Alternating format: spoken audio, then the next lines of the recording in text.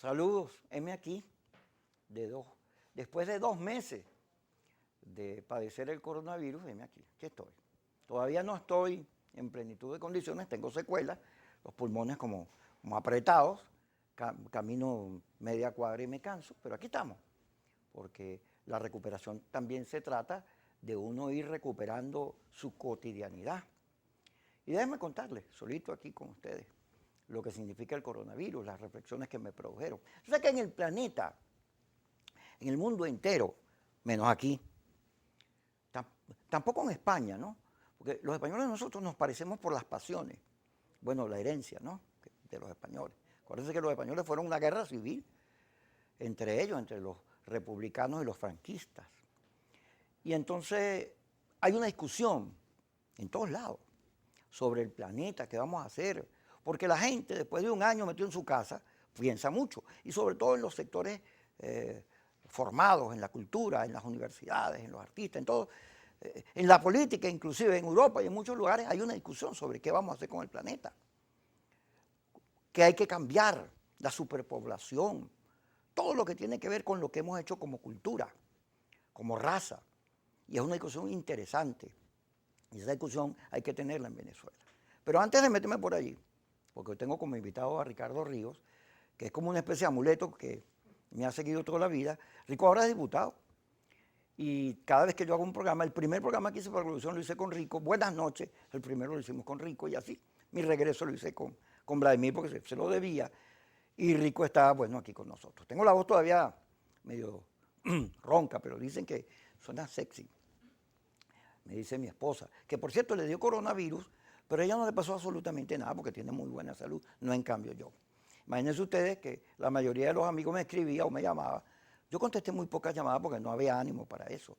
Imagínense, 25 días hospitalizado en las clínicas Caracas, al doctor Horacio Bargliela y a la doctora, ¿cómo se llama la doctora? Areles Quintero sobre todo. Usted dirá, bueno, ¿y por qué no te acuerdas? Porque es que estaban todos enmascarados, yo no sabía los nombres. Y entonces yo me encuentro a cualquiera de los enfermeros o enfermeras que me atendieron, a las cuales le agradezco con el corazón todo su cariño, y no sé quiénes son, porque parecían unos astronautas. Entonces, cuando yo llegué a la clínica para hacerme un tratamiento, el virus se me pegó en una conversación con Vladimir, la esposa de Vladimir, se sentía mal y total que era coronavirus. Y el sábado se me apareció. El domingo me hice la prueba y el martes me fui a la clínica y bueno, me dejaron ahí. El doctor me vio y me dijo, te quedas aquí. Entonces 25 días entubado, no entubado, disculpen, con unas máscaras de oxígeno que me mantenían permanentemente en los niveles que se requiere, que son 96 hacia arriba, 100, de 90 para arriba. Y esos días fueron solos, estaba permanentemente solito allí, con un televisor que casi ni se veía, pero pude sintonizar los programas de Globovisión. Bueno, vi que los habían repetido, mucha gente me dijo, ah caramba, ya me sé de memoria el del médico. Lo he visto como 3 veces. Y todo eso, muchas gracias a la audiencia por la paciencia, porque bueno, no es fácil lo del coronavirus. Sobre todo, los amigos me llamaban y me decían, caramba, Kiko, estamos preocupados por ti porque tú tienes todos los numeritos, la diabetes, la edad, etcétera. Y caramba, cómo están las cosas. Y me asustaban, ¿no? No se crean, no era fácil. Además, cuando yo ingresé a la clínica, agradezco todo el servicio a los doctores, a Horacio y a, ¿cómo se llama la doctora? Arelis, disculpa que no me acuerdo el nombre, porque no me acuerdo de nada. Entonces, muchas gracias por todo. Cuando yo ingresé y me midieron el azúcar, tenía el azúcar en 400 y pico. Nunca había tenido el azúcar ahí. Y eso que me inyectaban insulina, yo soy diabético 2, que es de pastillita, y no se me bajaba. Y no se me bajaba, y ahí vamos a entrar en el tema coronavirus, por uno de los 3 elementos que quisiera yo aportarle a la audiencia después, como conclusión de todo lo que me ocurrió con el coronavirus. Lo primero que quiero decirles es que si usted tiene algún síntoma de debilidad, fiebre, se siente mal, quebranto, lo que sea, inmediatamente recurra a hacerse la prueba y a un médico. Mire, mucha de la gente que me escribió, que me decía, toma esto y toma esto, bueno, eso se lo dan a uno en el tratamiento, porque los doctores, sobre todo los de la clínica Ávila, tienen mucha experticia. Entonces ellos saben que el coronavirus es un virus que el organismo no registra, no lo conoce. Entonces él entra y se mete, donde hay debilidad él se mete. Y agarra y hace su efecto. Es como, uno de ellos me decía, que es como si tuviera una alcabala para detener carros y motos y de repente pasa una lancha. Pues no saben qué hacer, la dejan entrar. Entonces los doctores atacaban la diabetes, la tos, tenía una infección urinaria, me atacaron todo lo que era malo o que registraba numeritos raros, pues me lo atacaban, porque te miden todo. Yo tenía pegado un pocote de bichitos de esos, que eran cuando unos taponcitos que me medían permanentemente y cada 4 horas me estaban chequeando. Bueno, hay que controlarse. Todos me escribían y me decían, bueno, ponte esto, tómate esta pastilla. Es verdad, muchas de ellas funcionan y muchos de los consejos que dan por ahí son efectivos. Solo que si uno se pone a hacerle caso a los amigos se arruina. Porque de todo. Yo incluso compré un aparatico que tengo en la casa, que es un rociador para hacer inhalaciones, a la cual le pongo manzanilla y le pongo eucalipto. Y me ayuda, eso limpia los pulmones. Pero lo cierto es que hay que someterse inmediatamente a un tratamiento. Mi hermano también lo agarró. Entonces él creía que tenía dengue, una cosa de esa. Y entonces tardó. Y la tardanza es fatal, porque el virus va avanzando y hay que detenerlo rápido. De manera que no haga usted lo que algunos hacen, que es que se esconde. No, yo no tengo nada. No, va, y chequéese. Déjese de cosas. Chequéese inmediatamente. Trate en lo posible, ahora que estamos en pandemia radical, todo eso, quédese en su casa de verdad. Si va a salir, mire, donde hay bululú, mucha gente no se meta ahí, porque es un virus que se contagia. La gente cree que usted agarró una cosa y se le pegó. No, eso contagia cuando la gente habla, que sale en el aire que uno aspira y respira. Y entonces es muy contagioso el coronavirus. Y de acuerdo a su condición, y también a la cepa, porque hay unas cepas, hay unas variantes que son más fuertes unas que otras. Gracias a Dios, la nuestra no era de las más fuertes, solo que mi condición sí era pues compleja y difícil. La segunda cosa que hay que recomendar sobre el coronavirus es que mantenga todo eso que se ha dicho y se insiste permanentemente, que es la distancia, el tapabocas, todo eso que lo mantenga. Ahora, gracias a Dios, bueno, si usted no tiene plata para pagar una clínica, o si no le gustan los hospitales públicos, o si llega al hospital y no hay nada, pues no hay cómo servirle, bueno, hay muchas opciones. Hay ahora, eso que mi abuela me decía, que antes los médicos iban a la casa, bueno, eso ahora existe, hay unos servicios que están todos en las redes que usted puede ir e inmediatamente le dicen qué hacer. De manera que manténgase controlado, cuídese usted fundamentalmente. Y el tercer elemento que quiero señalarle es que el virus tiene un componente emocional muy fuerte. En el caso mío, el azúcar se me subió eso por los nervios, estaba muy nervioso. Yo estaba una noche me cambiaron la máscara y me pusieron una máscara que era como un soplete. Y yo no estoy acostumbrado. Entonces yo, bueno, respiraba, pero fajado ahí peleando con el oxígeno. Y cuando llegó la noche, yo con esto no voy a poder dormir. Porque bueno, de chiquito yo cada vez que tengo problemas o alguna situación, me pongo toda la noche a pensarla y le busco escenarios y cómo salir y no duermo. Imagínense ustedes con el coronavirus.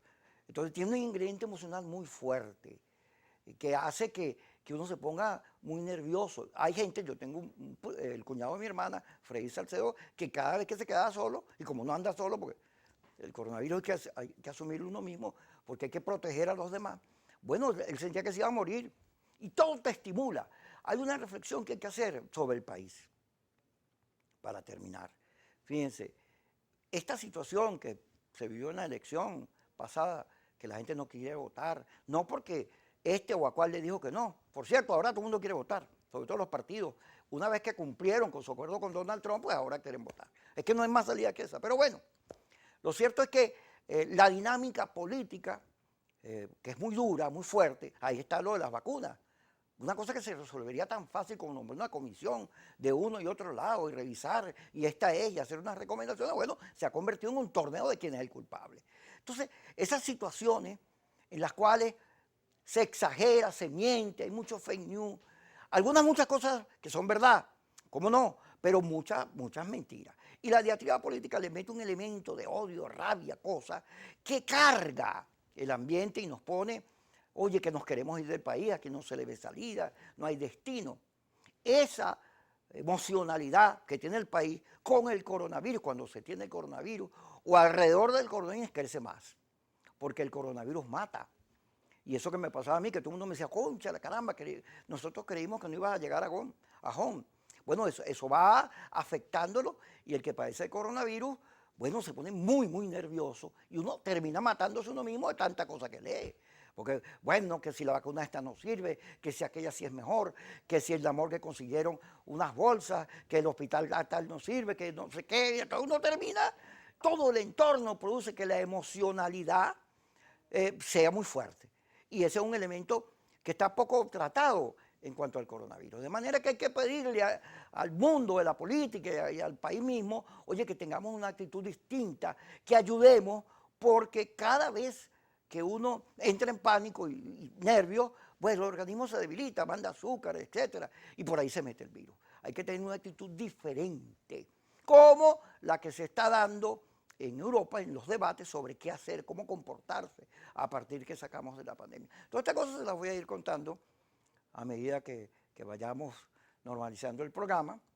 Vamos a ir piano a piano, pero no es cóbalo del coronavirus. Y sobre todo ahorita, antes uno sentía que el coronavirus estaba lejísimo, ahora todo el mundo lo padece. Bueno, uno mismo, me enteré por lo menos que Román Losinski agarró coronavirus, ya escribió que está bien. Guaidó agarró coronavirus. Yo estaba viendo el televisor que medio se veía y un día había Diosdado que hizo unas reflexiones muy duras sobre un momento que sintió que se iba a morir, que se quitó los tubos. Casi todo el liderazgo, la Cava, los líderes políticos, Timoteo, han padecido el virus. Deben entender que esa situación no puede ser tratada con mezquindad humana, que hay que hacer todos los esfuerzos para convertir el tema del coronavirus en un tema nacional y juntos, todos como nación, enfrentarlo para que nos cause el menor daño posible y tranquilizar a la gente y darle paz, optimismo, que esa es la fuerza con la que se combate el virus. Vamos al corte y regresamos entonces con nuestro primer programa después de 2 meses de ausencia.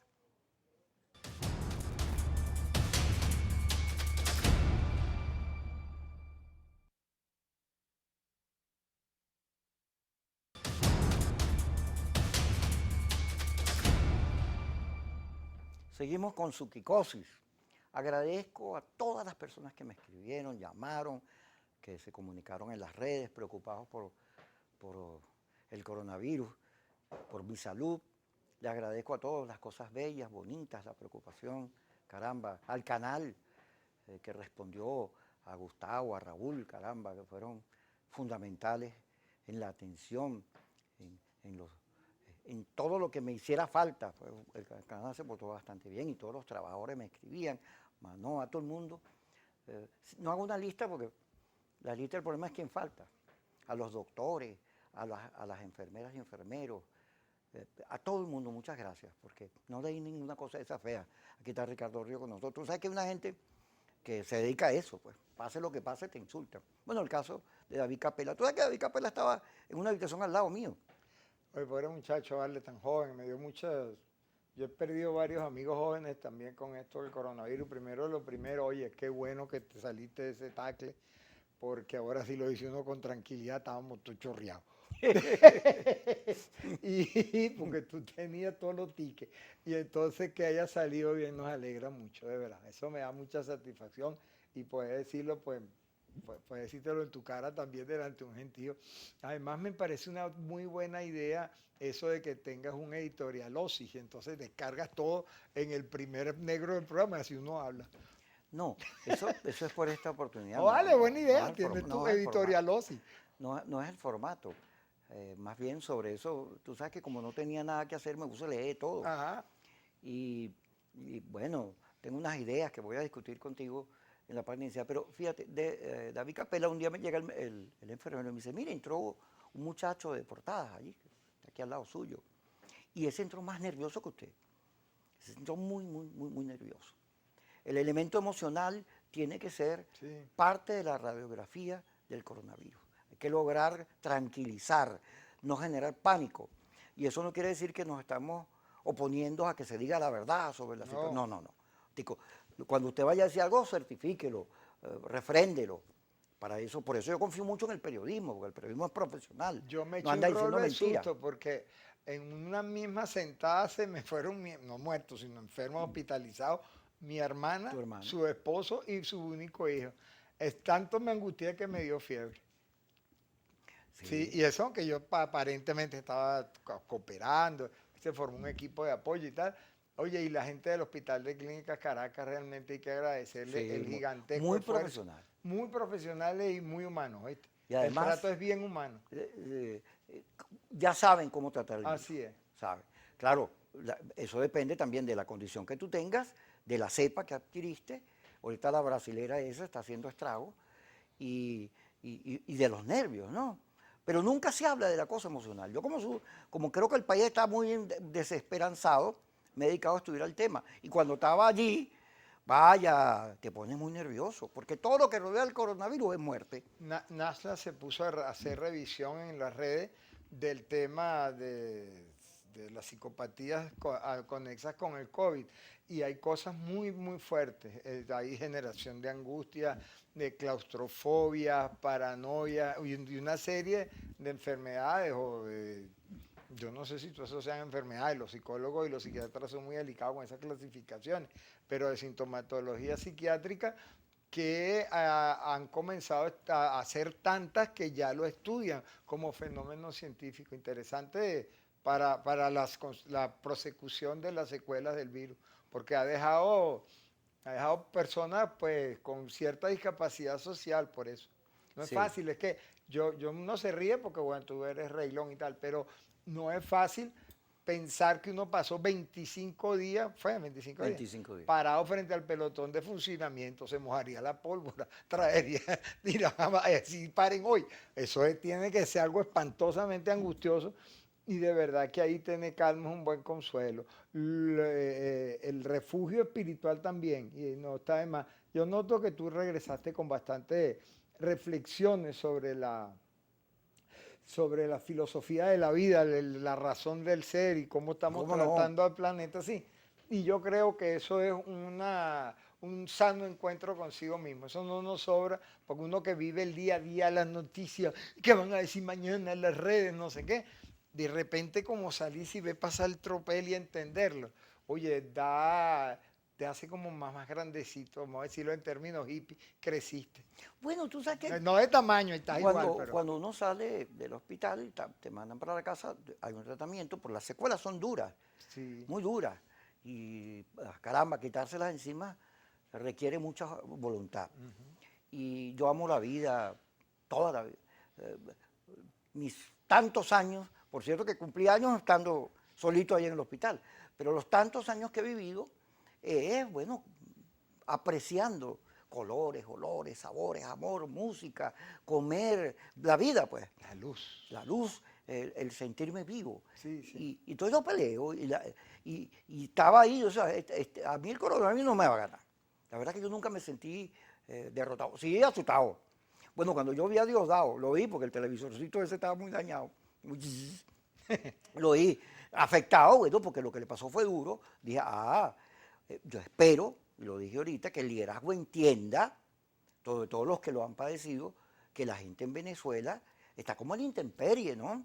Y que requiere de un enorme esfuerzo, que no es ese de quién fue el culpable de que la vacuna llegue o no. Traigan la vacuna, hagan todo el esfuerzo para ponerse de acuerdo, porque primero la gente, eso hay que reforzarlo. Y luego, en vez de estar, yo lo veo igualito, como si aquí no hubiera pasado nada. Ahorita la Semana Santa, dice Jesús seguía en una reflexión que hace, Yo que es la un leí. pueblo cristiano, pero no se nota. Estamos cargados de odio, de rabia. Bueno, hagamos un paréntesis, eso se viene diciendo hace tiempo, pero no ocurre. Lo que pasa es que ahora estamos en una situación de las peores Sí, frente al pero coronavirus. ahí hay que decir las cosas con la debida responsabilidad y la debida seriedad. Primero, yo creo que hay que hacerle caso a las voces científicas, porque tienen demasiado tiempo estudiando el comportamiento de los virus y precisamente gracias a ese conocimiento que tan rápido se pudo hacer una vacuna. Una vacuna lleva de 8 a 10 años, en algunos casos lo ha llevado. Y luego el estudio de las mutaciones de virus es lo que ha permitido adecuar las vacunas anuales, pero son un montón de años acumulados. Eso permitió que todas estas técnicas de RNA fueran utilizadas por Pfizer para una vacuna con tan buena reputación. Y además mezclaron en el debate de las vacunas el debate político con mucha ignorancia. A mí que me diga que Putin es comunista va a tener que mandarme a decir respecto a cuál manual, para no decir más cosas, porque de verdad ese es cualquier cosa menos apegado a los preceptos del marxismo-leninismo, dirían los hermanos Villegas. Pero el concepto importante aquí es que la información científica es verificable, repetible y además cuestionable. Si a usted le ponen un tratamiento para el azúcar y no baja, se lo quitan. En cambio que si usted viene y se mete un sancocho de pata de gallina con las alas incluidas, porque eso salvó a la señora Ramona y resulta que lo que la salvó fue una pastillita, entonces usted cree que las alas de la gallina cura. Y gracias a Dios que la ciencia ya nos sacó de eso. Entonces, yo no digo que no se tomen todos los menjunjes que quieran, voy a tomarse lo que le dé la gana, porque a fin de cuentas la humanidad experimentó con eso para salvarse. Pero la humanidad experimentó y llegó a conclusiones. Hay que hacer caso a los médicos. Vamos a ir al corte, señor Ricardo Ríos, que ahora es diputado. Por ahí tenía la chapa, pero... Ese para pasar por la alcabala para venir para acá. Vamos al corte y ya regresamos.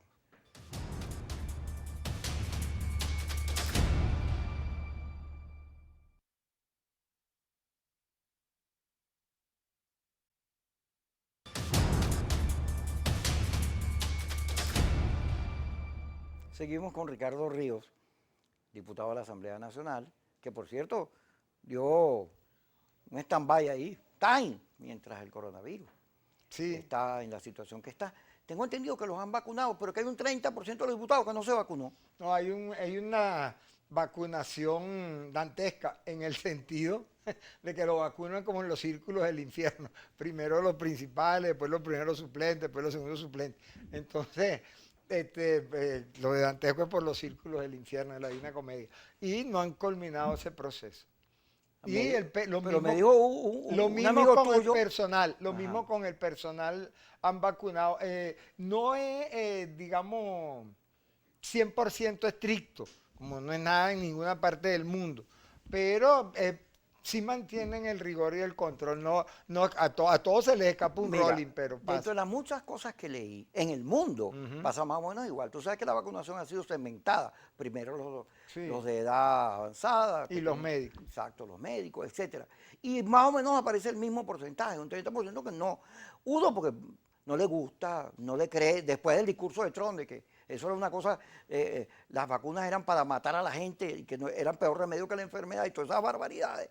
Pues hay gente que lo creyó, no para nada, para que al final rectificar y se vacunar. Sí, entonces es como normal. Igual, fíjate, esta peleadera, que hasta hoy, ahí están, que lo que da es vergüenza. Sí, da mucha rabia. Porque el gobierno advirtió que no iba a permitir la AstraZeneca, lo dijo antes del acuerdo. Entonces, pues apareció, no es esta. Y además no te la voy a dar porque tú te vas a robar la vacuna y se la vas a poner a tu mamá, y entonces tiene que ser una gente, entonces empieza el desconocimiento. No, tú. Y eso no solo es un triste espectáculo. En Estados Unidos llegaron a 4 millones de vacunados diarios. Y hay un esfuerzo en el mundo, y con todo eso el virus no retrocede, todavía sigue teniendo esa fuerza y hace estragos. Entonces, no es ese el comportamiento. Además, yo lo he dicho, hay millones de maneras de resolver la diferencia. Con gente, como tú dices, del área científica que diga, esta sí, esta no, pero es que busque camino. Pero como no es la intención, sino seguir sacándose los ojos y puñalero y todo eso, pues no estamos haciendo lo debido y el pueblo venezolano necesita la vacuna. Fíjate, uno se podría poner, ¿cómo se llama?, maximalista. Y decir, dejemos la peleadera porque aquí lo que falta es votar. Y de ahí para adelante uno morta la política nacional. O sea, empezando como por el final, pero son razonamientos conclusivos, no deductivos. Con respecto a la polémica, a la diatriba estéril, atroz, inhumana y fea, y perdonan también la palabrita, ridícula, con la cual se está abordando el debate de las vacunas en Venezuela, piensen sistemáticamente en lo que pasó cuando el gentío se fue a bailar en carnavales, porque hubo propaganda por televisión que llegó a decir, controlamos el virus, ahora vamos a la no sé qué. Eso fue una irresponsabilidad del tamaño de un rancho para 4 familias y ocasionaron una relajación de la precaución social. Esa campaña nunca debió existir y ocurrió en canales de televisión, no en este. Este siempre ha sido más bien el más conservador. En Eurovisión es bien conservador con la cosa de las 3M y eso. Y además nos reunimos, viene el pico y después aparece una variante que podría ser muy virulenta. Podría tener mayor capacidad de contaminación, de expansión, esta P1 y P2, que la detectaron en Manaos. Y entonces la respuesta a eso era 7 por 7 por 14 por 2. Eso no se juega. Les estalló en la cara y finalmente Dios mío, pobrecita mi mamá, yo felicito al presidente Maduro por su última alocución en la cual puso los puntos sobre las IE en cuanto a la responsabilidad social que hay que tener con respecto al virus. Muy bien, señor presidente. Listo, hasta aquí llegué yo en mi vida pública. Pero eso hay que decirlo. No puede ser que los generadores de opinión se den el tupé de andar acusándose para ver quién mete o no mete cuál vacuna. Vamos con AstraZeneca. AstraZeneca tiene 39 casos en 14 millones de aplicaciones. Una cosa así fue. Eso es una barbaridad de chiquitico. Es decir, yo tengo un primo que murió por una lesión con un rayo que le cayó allá en el Catatumbo. Muerto. Eso quiere decir que los rayos matan, sí. Cuando haya rayos, cuídese, sí. Pero eso no quiere decir que todo el que salga le va a caer un rayo en la cabeza. Ese mal manejo de la estadística, que tiene que ver con la fantasía, que lo usan mucho para las campañas electorales, la manipulación de encuestas, etcétera, en este caso no tiene sentido, porque es que estamos llevando a la gente a un estado de irresponsabilidad social. Yo vivo diciendo en mi edificio, hay 3 antivacunas muy furibundos, y yo le digo, díganle más, para cuando lleguen las vacunas, primero me vacune yo y ustedes no, y alcance para mí. Pero eso no puede ser la razón del Estado. La razón del Estado tiene que ser promover una vacunación masiva. En consecuencia, para mí fue un error tanto tratar de imponer AstraZeneca como rechazarla. Porque los argumentos científicos para el rechazo de AstraZeneca no son válidos.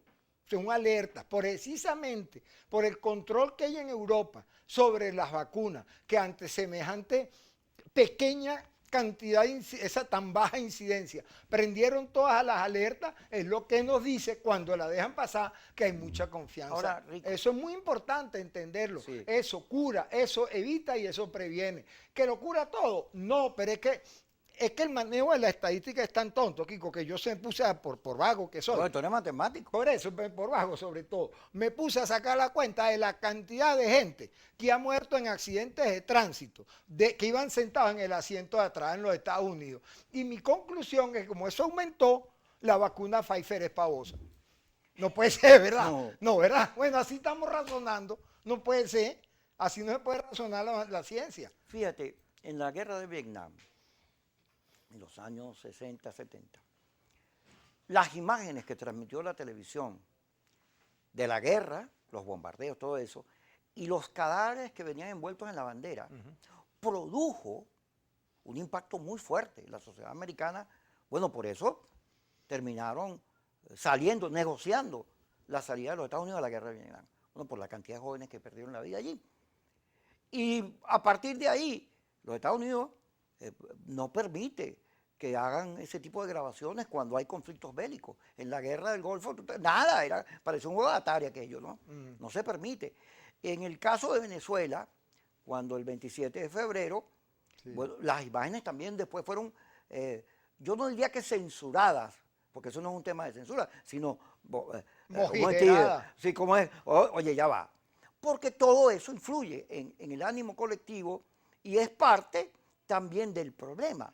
Ahora, lo que estamos viendo en Venezuela, sobre todo en las redes, que son un caldo de cultivo de la maldad de los laboratorios, y yo siempre lo he dicho, ahí lo que hay es puro, unos señores insensibles, de ambos lados, sí, ¿no? Que son capaces de desearle la peor cosa a cualquiera, de decir cualquier barbaridad.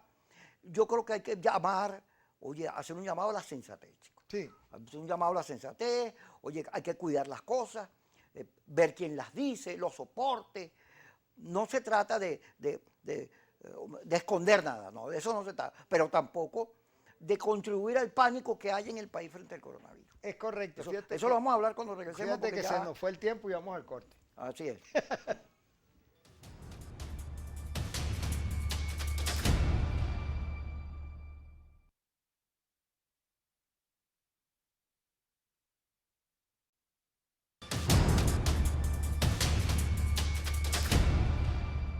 Seguimos con Ricardo Ríos, diputado. Eso te comentaba sobre la guerra de Vietnam, lo que pasó aquel 27 de febrero, lo que pasó en Ecuador. Esos videos de la gente muriéndose en la calle. Yo vi una entrevista que hizo CNN a quien era el ministro de Relaciones Interiores del gobierno de Lenín Moreno y decía, mire, eso no está pasando, eso es un montaje, era parte de la guerra política. Sí, señor. Pero la impresión que quedó es que en Ecuador aquello era horrible. Entonces, yo leo que mucha gente dice, va a pasar lo de Ecuador. Momentico, pero lo de Ecuador era un montaje. Entonces, hay que tener cuidadito con esas cosas. Y saber leer, Kiko. Yo me opongo a sanciones porque la gente diga lo que le dé la gana. Claro, La libertad de expresión es un precepto del periodista, sí. pero hay que exigir responsabilidad. Así es. Porque hay que saber leer. Fíjate, el nuevo virus P1 y P2 es más letal que el anterior. Y empezó en carnavales. ¿Y cuántos muertos hay antes y cuántos muertos hay después? Hay como 200.000 a 100. Entonces más letal era el anterior. Así es. Pero esa letalidad no se mide así. Eso es una especulación para generar angustia. Hay que esperar que los científicos hagan la secuenciación del virus, como lo explicó con nitidez esa mujer que es una canoniza que se llama Flor Pujol, que ya debe tener la garganta así de tanto explicar cómo son los virus y qué son las mutaciones y por qué las vacunas sí controlan a la influencia de los virus, incluso cuando mutan. Si mutan mucho no, entonces se hace una nueva vacuna y ya está, que controle la anterior y controle la nueva. Pero se arranca diciendo que tiene una letalidad terrible. Bla, bla, bla. Y entonces ahora uno pasa del relajo de Semana Santa a la claustrofobia, perdón, del relajo de carnaval a la claustrofobia de Semana Santa, más o menos, porque hubo una pila de sinvergüenza que se fueron a bañar a la playa, sin vergüenza, no tiene nombre, de que te hayan salido en grupo después de haber visto todos los picos que hay en todos los edificios. Porque después vienen los cuentos. En este edificio han sacado 7 muertos. Yo no vuelvo a coger el ascensor. ¿Tú has vuelto a ver a la señora Fernanda? No, a mí ya se me fue para Miami. Mentira. La consiguieron en un saco allá detrás de la morgue. Y empieza una fantasía espantosa y uno a llenarse de terrores. Responsabilidad es la clave. Calma es la clave y lávese la mano, mantenga el distanciamiento social, póngase la mascarilla. Eso no es tan complicado y no salga si no tiene nada que hacer en la calle. Así lo vayan entrevistando. Fíjate, pero yo no estoy de acuerdo contigo en que la gente es sinvergüenza. Ya va, porque eso es un problema. Rico, un año con coronavirus y hemos tenido, oye, medidas fuertes cuando las cosas trancan todo. Voy a crear una palabra, poca vergüenzura. Mira, en Italia, aquí Maduro extendió la temporada fuerte, cerrado todo el mundo, nadie se puede mover, hasta la semana que viene. Bueno, en Italia lo metieron hasta el final de mes. Así es. Entonces, no, un momentico. Seriedad. El Estado, el liderazgo, debe ayudar y contribuir a que esa gente que pues, no haya que hacer, porque está un año en su casa, se le generan todos esos problemas que estamos hablando, que es lógico que tenga ganas de salir. Bueno, eso es lógico. Ahora tienes que explicar e insistir, convencer, porque estamos frente, fíjate en Europa. En Europa. Está bien. Yo me meto ahí. Está bien. Hay una reflexión sobre el planeta y lo que le hemos hecho los seres humanos. Porque en la pandemia el planeta ha mejorado todo. Hasta la capa de ozono se ha recompuesto. Sí, señor. Los animales, toda la selva. Los delfines están nadando. Bueno, porque no hay la carga del ruido, todo eso, no hay más. Los terremotos disminuyeron. Entonces hay gente que dice, tenemos que ir a una humanidad más emocional, que piense menos en los negocios y más en la gente. Eso que estamos hablando. Fíjate, hay un escritor... Permíteme un asunto. Cuando uno se pone a pensar en lo de Venezuela, te lo voy a poner ahí porque este es un tema que voy a asumir ahora como fundamental. Uno se pone a pensar en Venezuela, aparte de la golpiza esta, el odio, la confrontación que tanto daño ha hecho, que ha destruido el país y que le ha quitado destino. Bueno, uno agarra y dice, bueno, para recomponernos, para que haya agua, luz, gas, todo eso, ¿qué hay que hacer? Bueno, que la industria petrolera se recupere y produzca 3 millones de barriles para que los ingresos den para eso. Pero para que la industria petrolera recupere los 3 millones de barriles hay que meterle como 70.000 millones de dólares y eso es pagarlo en 10 años, pero resulta que todo lo que está ocurriendo en el mundo es que hay menos consumo de gasolina. Esta competencia de los carros eléctricos, que se dice que dentro de 30 años ya no va a haber carros de gasolina. Bueno, la industria petrolera está amenazada de ya no ser tan fundamental para la humanidad. Para que te asuste dentro de 10 años, porque en el 2000 dijeron que en el 2030 el carro dominante era el eléctrico. Así es. Y van 20. Y ahí van. Entonces, lo cierto es que esta industria nuestra, para recuperarla, necesita una inversión que a lo mejor es poco productiva, porque no va a dar, no va a haber cómo. Ese es un temazo, ese Sí. es un gran tema. Luego, fíjate, eso sirve para meterse en un tema que me angustia mucho, y te lo planteo con la angustia. Yo soy UCBista, amo mi UCB, la casa que vende de la sombra. Pero lo que yo veo a los UCB protestando porque les depositaron en el carnet de la paz, está bien, porque es el sueldo, pero no veo preocupación por el destino de las universidades autónomas, esas grandes universidades, que antes hacíamos marchas para el presupuesto, ¿recuerdas? Todos los años, pero que ahora son impagables, porque no hay plata, el país no tiene plata. Entonces las universidades tienen que ver cómo van a poder sobrevivir. La UCB, que es tan grande, que tiene tanta gente, bueno, y cómo, fíjate que se le cayó el pasillo de ingeniería, de arquitectura. No, de humanidad, entre humanidad y tierra nadie. Sí, y yo vi unos videos de la UCB todas las saqueada, como está saqueada la luz. Entonces, esas universidades, pagarlas es un problema. Esa debería ser una discusión. Porque además, el streaming ha cambiado la educación, ha cambiado las maneras de relacionarse. Los hoteles están ahorita preocupados porque las convenciones de las empresas ya no las van a hacer, con Zoom las van a reponer. Entonces, hay unos cambios en educación, las carreras, todo eso. Entonces, hay que discutirlo, se ve. Claro. Ese liderazgo que tiene ahí como 20 años, porque no hacen elecciones, ese liderazgo no tiene fuerza para meterse en esa discusión.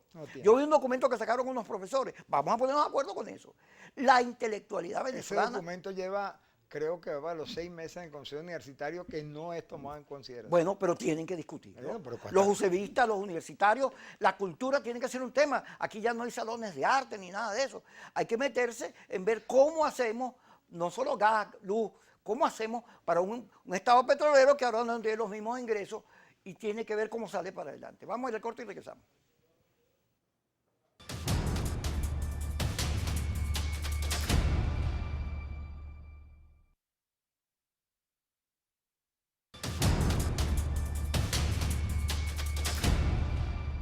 Ricardo Ríos con nosotros, y a ustedes también se lo planteo. ¿Cómo vamos a hacer para tener agua, luz? Estamos condenados a vivir como Cuba. No. En serio, en un estado en el cual a veces sí hay agua, a veces luz, no sé qué cosa, sobrevives pero no avanzas al desarrollo. Hay un debate que se va a dar en la Asamblea Nacional sobre la reorganización de la vida cotidiana, que tiene que ver con la capacidad que tiene el Estado venezolano para gerenciar los servicios, y es el debate sobre las ciudades comunales. Esa es una estrategia política de control rígida, una reproducción del Soviet Supremo. Pero por otro lado, en el mundo se está dando una discusión sobre si la ciudad es una alternativa de vida para el desarrollo, o por el contrario, las capacidades de información y comunicación permitan un retorno a lo que el escritor y filósofo venezolano Arnaldo Esté ha mencionado, la aldeización del planeta. Y es un debate bien interesante porque en esta pandemia nuestra vida se redujo a no más de 4 o 5 kilómetros a pie de nuestra casa. O sea, ese es el tiempo de vida diaria nuestra, y es más pequeño que el municipio. Entonces es una discusión que hay que darla para ver, porque por otro lado la experiencia china o coreana de las comunas compulsivas arruinaron al país hasta la hambruna y la matanza masiva. O sea, no es un debate elemental el que estás planteando un problema de cómo mantener los niveles civilizatorios con un cambio organizativo de la sociedad en su cotidianidad. Ese es un debate súper importante, y ahí cabe perfectamente la pregunta que te hiciste sobre las universidades. El concepto de enseñanza a distancia, primero que tiene como no sé cuántos años, yo he dado clases por teléfono, no sé desde cuándo, pero decir, la educación a distancia existe desde por Solo lo que menos... la pandemia aceleró La su pandemia desarrollo. aceleró y nos permitió descubrir nuevas aplicaciones que estaban en la red desde hace tiempo y que no las habíamos usado.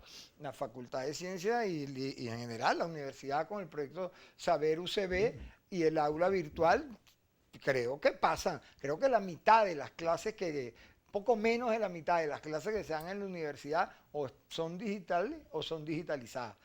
Es decir, en eso la universidad no está atrás. Donde yo creo que está muy atrás la universidad es en pensar hacia dónde va el país y con qué esta universidad, qué vamos a hacer para que quepa en ese país. Esta universidad cumple 300 años, no es poquita cosa. Pocas universidades en el mundo tienen más de 100 y nuestra UCB va a cumplir 300 años en diciembre. Bueno, eso es tan grave que no hayamos abierto un debate nacional sobre el destino de la educación superior, la ciencia y la investigación en Venezuela, cuya comisión en la asamblea la preside un joven que fue presidente del FCU, Ricardito Ricardito Sánchez. Y que ese debate no esté convocado y que lo que esté convocado es un debate clandestino sobre una nueva ley de educación para que los obreros voten para elegir al rector. Decía, a eso, al control político, se reduce la reflexión de la construcción del modelo político, económico y de desarrollo de la Venezuela que se nos viene encima. O que, mejor dicho, cómo nos quitamos de encima esta Venezuela que nos cayó. Ese debate requiere de una renovación importante de las universidades, en particular de la central y en particular de sus autoridades. Yo soy miembro del Consejo Universitario de la Universidad Central de Venezuela, yo tengo ahí 8 años y ya está. Ya, yo no iría más nunca a una elección de nada en la universidad. Si a mí me piden dónde vas tú a cooperar, en la escuela de matemáticas, formando matemáticos para que sean investigadores en matemáticas, sin caer en fantasía de gente que no entiende muy bien la cosa y entonces tiene una ferretería y dice, aquí lo que hace falta es nueva tecnología y no sé qué, y hay que acabar con los abogados. Ese señor no sabe nada de educación superior, lo ha dicho en varios programas públicos, no lo voy a citar, pero por lo menos le cito la profesión, porque hay que dejar de piratear el debate. El debate no es efectista, el debate no es arrancaplauso, el debate es profundo y es serio. Mira, uno de los grandes crímenes que se han cometido contra Venezuela fue haber derrochado el bono demográfico. Nuestro grueso de la población durante todo el chavismo ha sido entre 15 y 45 años. Ahí está el futuro del país que debimos formar, ingenieros, técnicos, la gente que tú estás describiendo que ciertamente apunta a los principales centros de estudio, y también los reflexionadores y los poetas y los pintores. Yo no sé de dónde sacaron ese concepto de educación de que uno es una especie de aprietatuerca tecnificado para ser un profesional. Eso es mentira. La mayoría de los aprietatuercas que no saben hacer más nada es lo que llaman imbéciles. Esos no saben hacer nada. Los duros de las profesiones son los que son poetas, creativos, críticos, organizan sindicatos, tienen 3 mujeres y 2 hijos. Eso es una cosa difícil, la creación científica. Para que la reduzcan a que necesito un empleado que me sepa aplicar Excel. Ese no es el debate.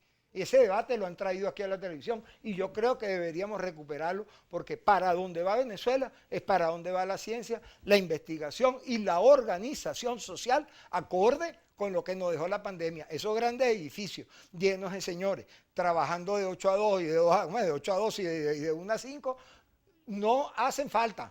Entonces, ¿qué hacemos? No lo vamos a tumbar, que arrancamos las pirámides, pero son un gasto energético y son un gasto de trabajo y de transporte que puede ser sustituido por el teletrabajo, que eso sí viene detrás de eso. Ese es el debate para dirigir al país.